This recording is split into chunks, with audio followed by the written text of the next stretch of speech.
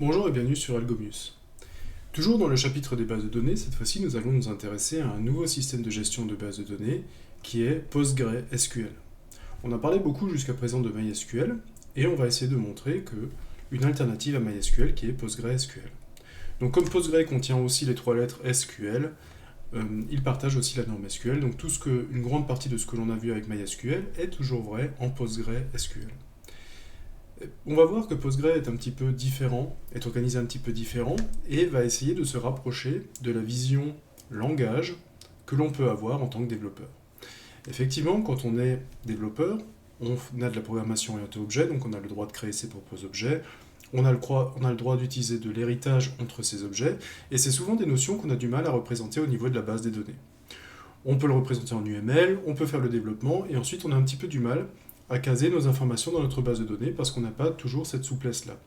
Eh bien, on va voir qu'avec PostgreSQL, cette souplesse, on va l'avoir au niveau des objets que l'on peut stocker. On va pouvoir stocker des objets que l'on définit nous-mêmes, on va pouvoir stocker des structures JSON, du XML ou des choses comme ça.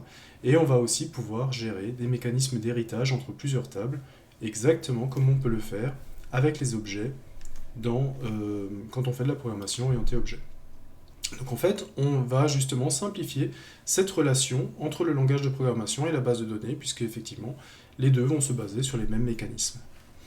Alors sans plus attendre, je vous propose d'installer Postgre et de commencer l'aventure et de voir un petit peu comment ça se passe. Alors l'installation de Postgre va se faire au travers du site postgresql.org, je vous le mettrai dans la description. Et donc quand vous arrivez sur Postgre, donc le symbole de Postgre c'est une tête d'éléphant, c'est pour ça qu'il y a des éléphants partout, c'est cette tête d'éléphant bleue que vous voyez. En fait, on va essayer de passer directement dans la section Download pour télécharger Postgre. Donc là, vous voyez que Postgre, qui est un projet open source, est naturellement destiné à tous les systèmes d'exploitation qui existent, du Linux, du macOS, du Windows, BSD, Solaris. Alors moi, je suis sous Windows, donc je vais récupérer la version Windows. Donc là, on me parle des versions. Alors le télécharger Windows, en fait, le lien n'est pas toujours très visible. En fait, le lien est directement au début du paragraphe, Download the installer, et c'est là-dessus qu'il faudra cliquer pour arriver à la page de téléchargement. Donc comme d'habitude, il y a plusieurs versions que vous pouvez fermer, que vous pouvez récupérer. Je vais prendre la dernière, moi je vais prendre la 14.2 qui est disponible pour Windows 86-64, donc Windows 64 bits, donc en récupérant directement là-dessus pour télécharger Postgre. Donc, suivant votre système d'exploitation, vous passerez peut-être par autre chose. Donc moi je vais ici l'annuler puisque je l'ai déjà téléchargé pour ne pas vous faire perdre du temps pendant la vidéo. Donc une fois téléchargé, Postgre se retrouve dans votre partie téléchargement avec un exécutable chez moi. Vous verrez, selon votre système d'exploitation, vous aurez différentes façons de l'installer. Moi je vais passer par l'installeur de Windows. Donc je vais le lancer, si jamais il prend du temps, je ne sais plus exactement combien prend de temps pour l'installation. Si jamais l'installation prend trop de temps, on va naturellement couper ou passer sur une présentation de Postgre pendant qu'il s'installe. Il y a quand même des étapes clés dans l'installation que j'aimerais voir, notamment le fait qu'à un moment donné, il va vous demander le mot de passe administrateur, qui est un mot de passe qu'il ne faut surtout pas oublier, puisque c'est le mot de passe qui va vous être demandé systématiquement pour toute connexion à Postgre. Donc là, il s'est lancé, donc bienvenue dans l'assistant. Il va vous demander le chemin où il va se sauvegarder. Donc là, vous voyez qu'il va créer un répertoire 14, puisque vous pouvez avoir plusieurs versions de Postgre simultanément installées sur votre poste. Donc je suis d'accord. Alors là, il va installer le serveur, il va installer pgadmin 4, qui est un logiciel qui va permettre d'avoir une version graphique de l'accès à Postgre, un peu comme on avait Workbench avec MySQL. Et puis, il va mettre les command line tools en place. Ok, donc là, pour l'instant, je ne change rien, je lui laisse faire les datas.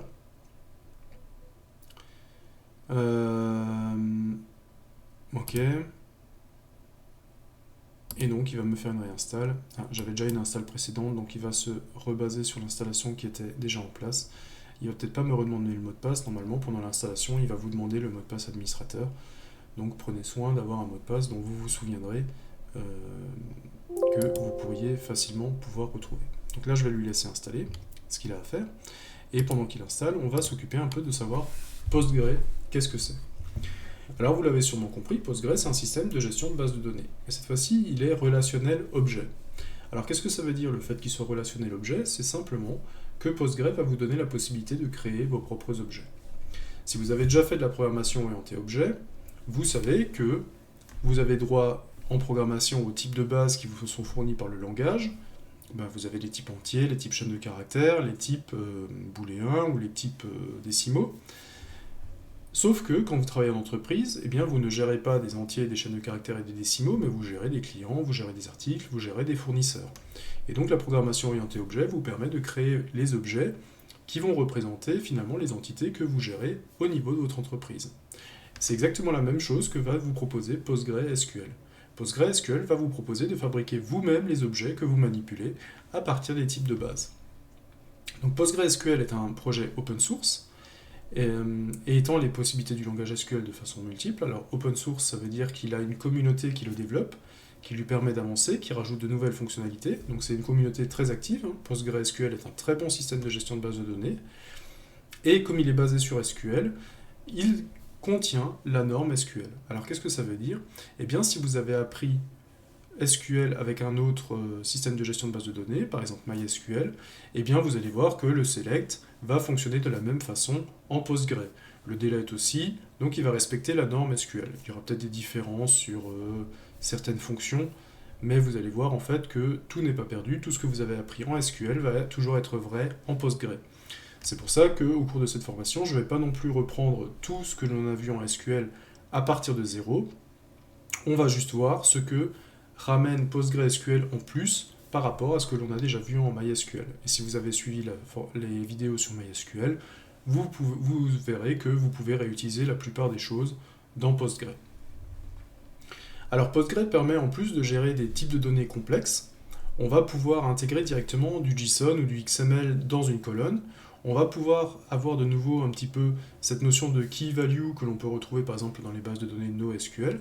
On peut avoir des types définis par l'utilisateur et on peut même créer des types de type tableau. Alors tableau, c'est ce que on se retrouve, c'est le array que l'on retrouve dans plein de langages de programmation, c'est les vecteurs en C++, c'est les listes en Python, ce genre de choses. Et là, en fait, on va pouvoir représenter vraiment un tableau à une dimension, à 2 dimensions, à 3 dimensions, et donc pouvoir stocker directement le tableau qui est issu de notre langage de programmation directement dans la base de données et pouvoir le récupérer aussi. Et on va voir, quand on parlera de ces structures de données, qu'avec un select de Postgre, on peut récupérer un élément dans le tableau, on peut récupérer une information dans un fichier JSON directement par le select. Alors, pour en parler un petit peu de ses débuts, PostgreSQL, c'est pas quelque chose de nouveau. Ce projet remonte à 1986, ça a été développé initialement par l'Université de Californie. Et ensuite, naturellement, il a été repris par une communauté qui le maintient et qui le fait évoluer au cours du temps. Et donc, comme je vous l'ai dit, au travers de ces vidéos, on ne va pas revenir à zéro sur le langage SQL, je ne vais pas vous parler de select, d'insert dans tous les sens, puisque c'est ce qu'on a déjà vu énormément avec le langage, avec MySQL. On va juste voir quelles sont les spécificités de Postgre et qu'est-ce qu'on peut faire de plus avec Postgre par rapport à MySQL.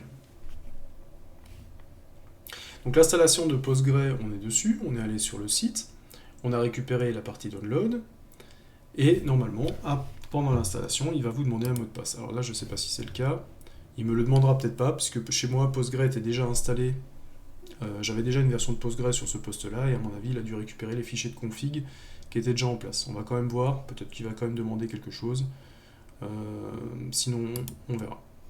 On verra, s'il ne demande rien, tant mieux.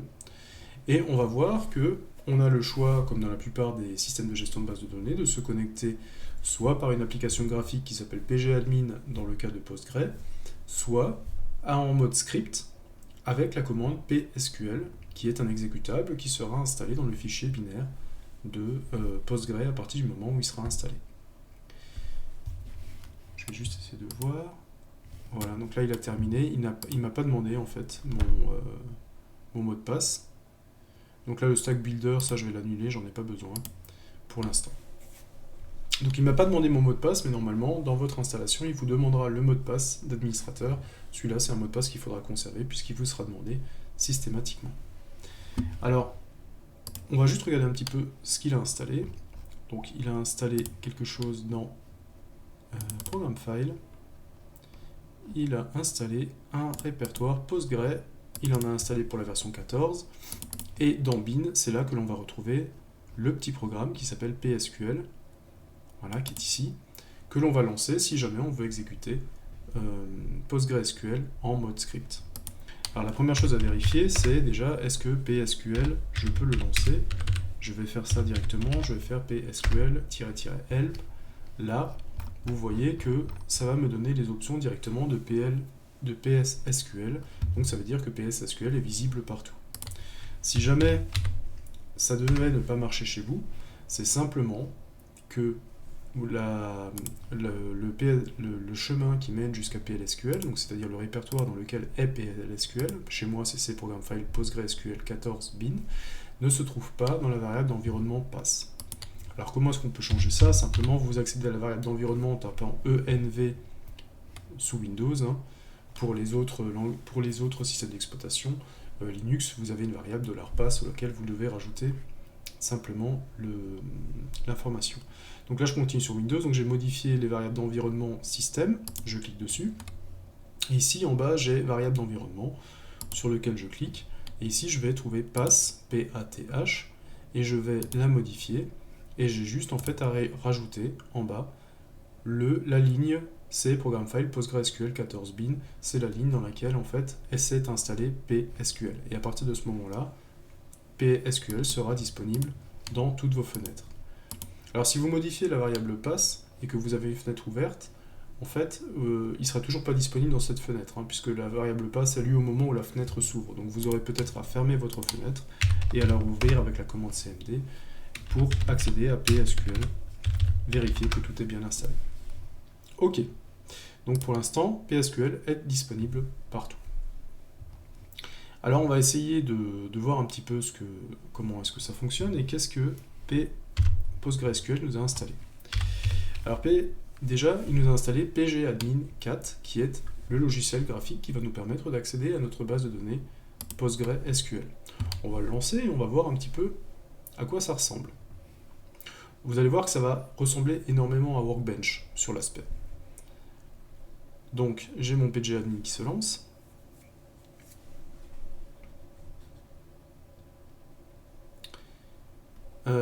Qui prend un peu de temps, c'est peut-être le premier lancement. Donc on va retrouver effectivement tout ce qu'on a trouvé sur Workbench, on va retrouver l'arborescence, on va retrouver... il va nous demander le master password, qui va nous permettre justement d'accéder à nos différents serveurs. Donc vous voyez que pour l'instant je viens de l'installer, donc j'ai encore rien dessous. J'ai 3 databases, ah bah si, il me les a gardées. Alors celle-là je vais juste la supprimer. J'en ai pas besoin pour l'instant. Et celle-là, je vais la supprimer aussi. Comme ça, vous avez la vision. Là, j'aurai la même vision que vous, tout de suite après l'installation. Donc vous voyez que là, il va vous donner, on est dans Postgre, on est dans la database. Et là, en fait, la première qui est créée, c'est Postgre.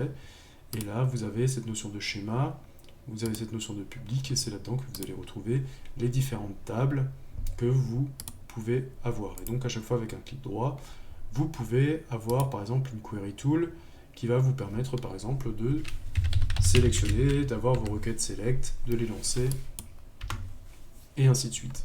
Si jamais vous voulez passer en mode script, vous avez aussi la possibilité de passer en PSQL Tool ici, et là, ça vous donnera accès au mode script, enfin au mode commande, que l'on va voir un petit peu tout à l'heure. Si jamais ce mode script ne se lançait pas, en fait c'est parce qu'il vous manque quelque chose au niveau de la config. Et ce qui vous manque au niveau de la config, tout simplement, c'est d'aller dans la partie File, Préférences. Et quand vous allez dans Préférences, vous allez dans Pass, Binary Pass. Et là, vous avez la possibilité de créer PostSQL Binary Pass.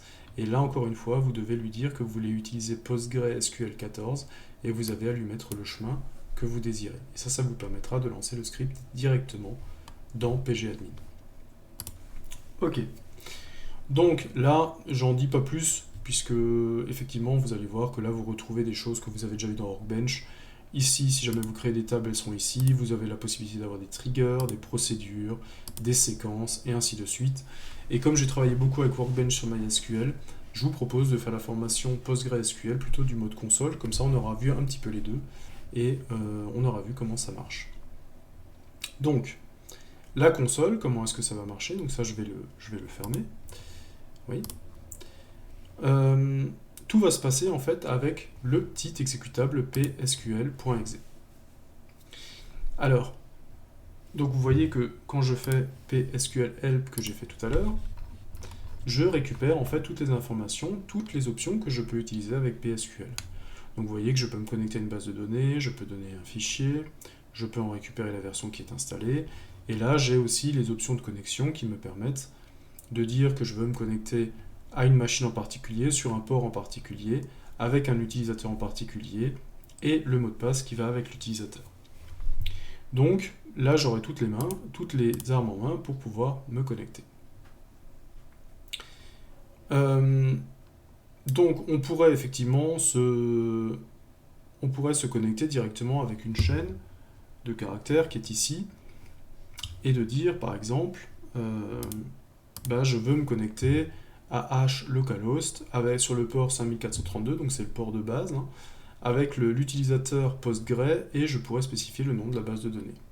Bon, ça c'est quelque chose que l'on pourrait faire, c'est assez long quand même à faire, et donc ce que je vous propose de faire, c'est d'utiliser plutôt l'outil que nous a installé Postgre quand il s'est installé. Il a installé quelque chose qui s'appelle SQL Shell. Et SQL Shell, en fait, va juste se connecter en vous demandant, le serveur, est-ce que localhost, t'es d'accord? Si t'es d'accord, tu tapes rien, tu tapes entrée. Sinon, tu tapes le localhost, le serveur que tu veux. La database, je vais me connecter à Postgre, est-ce que t'es d'accord? Ok. Le port, c'est 5432, c'est celui de base. Bah ok, je vais partir sur celui-là. Username, c'est Postgre. Et le mot de passe de Postgre, c'est celui que vous avez rentré pendant l'installation. Et cette fois-ci, vous êtes également dans la partie du coup, vous êtes également dans l'invite de commande. Donc à partir de là, vous allez pouvoir taper des commandes Postgre. Alors quelles sont les commandes Postgre que l'on peut déjà taper? Alors dans l'invite de commande, il faudrait déjà savoir ce que l'on peut faire. Alors, vous avez beaucoup de commandes qui sont directement liées dans Postgre. Je pense que quand quelqu'un qui travaille beaucoup avec Postgre et qui connaît les commandes par cœur peut aller très très vite en mode console. Donc je vais juste mettre la console un petit peu plus grand. Et on va commencer par la première commande qui est /h. /h va vous donner la liste des commandes SQL. Donc les commandes SQL, vous commencez à les connaître un peu, hein, c'est tout ce qui est alter, create, insert, select. Et donc ça va vous donner tout ce que vous avez le droit de faire en termes de SQL. Et si jamais vous avez oublié comment marche un create table, eh bien tout simplement il vous suffit de faire un /h create table. Et ça va vous donner voilà, votre create table, ça vous permet de définir une nouvelle table, et ça va vous donner tous les paramètres possibles pour créer votre table. Le if not exist, le nom de la table, et ainsi de suite. Donc vous avez toute l'aide en ligne dont vous avez besoin. Une espèce de manuel complètement compris dans Postgre. Si vous voulez par contre la liste des commandes Postgre, là, on va se baser sur /. Et donc là, cette fois-ci, ce sont des commandes qui sont propres à Postgre. Donc vous avez les commandes dead dont on a déjà discuté. Vous avez donc les possibilités d'échanger avec des fichiers. Vous avez la possibilité de mettre une structure conditionnelle. Vous avez la possibilité d'importer un script SQL, de copier les valeurs d'une base de données dans un fichier en sortie. Vous avez les valeurs descriptives qui vont vous permettre de dire comment est constituée une table, quelles sont les colonnes d'une table, et ainsi de suite. Vous avez des options de formatage, des options de connexion, bref, des options pour déclarer des variables. Vous avez la possibilité de faire énormément de choses. Et si vous avez besoin d'avoir encore une fois une information sur une commande, eh bien je vais faire par exemple la fonction. Alors, comment est-ce que ça marche? Non, je pensais que ça marchait. Et visiblement, ça ne marche pas. Je pensais avoir beaucoup plus d'informations sur la commande, mais ça ne marche pas. Et donc, j'ai encore le /q qui, lui, va me permettre de sortir de l'éditeur. Donc, pour l'instant, je ne vais pas l'utiliser, hein, puisque j'ai encore plein de choses à faire. Je ne vais pas le modifier ici. Et donc, on va utiliser les commandes Postgre, les plus utilisées. Hein. Encore une fois, si jamais vous voulez une version exhaustive de toutes les commandes qui existent dans Postgre, reportez-vous à la documentation ou alors reportez-vous à l'aide en ligne qu'on vient de voir pour avoir plus d'informations. Donc on va voir déjà une première commande Postgre qui est le /l. Et le /l vous permet de savoir quelles sont les bases de données à votre disposition. Donc pour l'instant, on n'en a encore créé aucune, mais vous allez voir que Postgre en a déjà créé quelques-unes dont il se sert lui-même pour sauvegarder ses propres données. Donc pour l'instant, ce que l'on va juste faire au travers de cette vidéo, qui est une vidéo comme d'introduction, on va juste se créer une base de données de test. Donc on va juste faire une create database test. Voilà. Donc, ça c'est pas quelque chose d'innovant, hein. On va créer une base de données, on utilise create, comme on fait un create table, comme on fait un create index, et on a créé notre base test. Maintenant je reprends la commande /l pour voir si elle a bien été créée. Vous voyez bien qu'elle a été créée, non, test, ici. Qu'elle a été créée par le propriétaire Postgre, c'est le propriétaire avec lequel j'étais connecté. L'encodage est en UTF-8, et ainsi de suite. Il y a encore des informations sur le fait que l'encodage est en français. D'accord. Maintenant, si je veux me connecter dessus, eh bien j'ai la commande Postgre qui me permet avec /c, d'aller sur test, et vous voyez que PostgreSQL est un système de gestion de base de données qui vous donne énormément d'informations, et qui le donne sous format très littéraire, je trouve, par rapport à d'autres applications avec lesquelles on a l'habitude de travailler quand on est développeur. Vous voyez que Postgre vous dit que maintenant vous êtes connecté à la base de données test en tant qu'utilisateur Postgre. Et donc vous voyez que là aussi, maintenant, je suis sous la base de données test. Et de cette base de données test, on verra dans les vidéos à venir que l'on va pouvoir créer des tables. Là, vous voyez, j'ai fait un /d qui est la commande describe, c'est-à-dire qu'il me permet de dire qu'est-ce qu'il y a dans cette base de données. Et en fait, vous voyez que pour l'instant, rien n'a été trouvé dans cette base, c'est normal, je viens de la créer, et je n'ai pas encore mis en place d'informations supplémentaires. Donc, naturellement, si jamais vous voulez resupprimer une base de données que vous avez créée à tort, le drop database fonctionne avec le nom de la base. Là aussi, c'est pas quelque chose d'innovant par rapport à ce qu'on avait déjà vu en MySQL. Le drop permet de supprimer un objet que l'on a défini à tort. Alors attention, comme avec MySQL, un drop, c'est une instruction qui est définitive. On ne peut pas faire un rollback, on ne peut pas revenir en arrière sur un drop. Si vous supprimez une table, c'est définitif. Là, on a vu que la nouvelle base de données ne contient pas de table, et ce que je vous propose, c'est lors des prochaines vidéos, justement, de partir de cette base de données et de commencer à créer des objets et de voir comment tout ça s'articule dans PostgreSQL. Donc je vous donne rendez-vous à très vite pour voir comment tout ça fonctionne, comment tout ça s'articule, et qu'on puisse créer nos premières tables et manipuler nos données. À bientôt!